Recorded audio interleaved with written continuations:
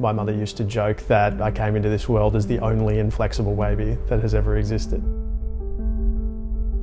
And I've always had traditionally kind of hunched over. And people go, oh, well, you work at a desk, but I was like that as a kid. No matter what I seemed to do as a kid and then beyond, and no matter how many treatments or focuses that I looked at, I just couldn't seem to unlock it. The yoga made a big difference in that, particularly yin yoga, so getting right down to the tendons. But the reality is that I only seemed to be able to make a certain amount of progress.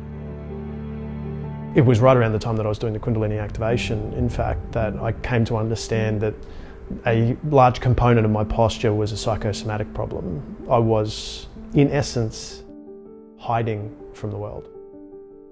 That's what this posture is. It's don't notice me, move on, and not engaging with the world in my fullest self because there was a fear that I would be seen as my fullest self and dismissed. What's interesting about the time that I came across these classes was that it was at right around that moment in life that I'd realised the extent to which that hiding was part of hiding the warrior self, and not the dangerous warrior self, but the strong, protective warrior self. And realising that I had suppressed that, and that's part of the reason I was hiding from the world.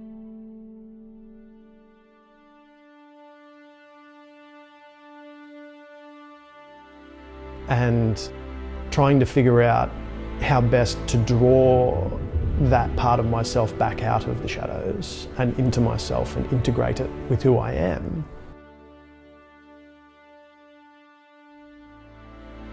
As a fairly sort of kind and caring creature by nature, relatively sensitive, it was working through that story, and the Kundalini Activation in particular, a month after my first session I went in and did one of the intensive weekends, and the speed with which I was able to unlock that posture, again, accelerated. And I'm using that term a lot, but that's how I feel about the Kundalini Activation. It's not doing something completely different to what I was doing, it's just amplifying it really powerfully. It allowed me to understand and dissolve that story that is, well, if I stand in my fullest self, I'm not going to be accepted by the world. And the truth is, underneath all of that, it's, can you accept yourself? Some people in the world will accept you and some won't, that's the reality, but there's no need to hide from it. You don't need to hide from your fullest self.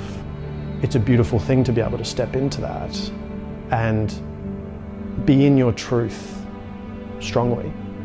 And it was dissolving that story around fear of rejection from the world and stepping into that strength.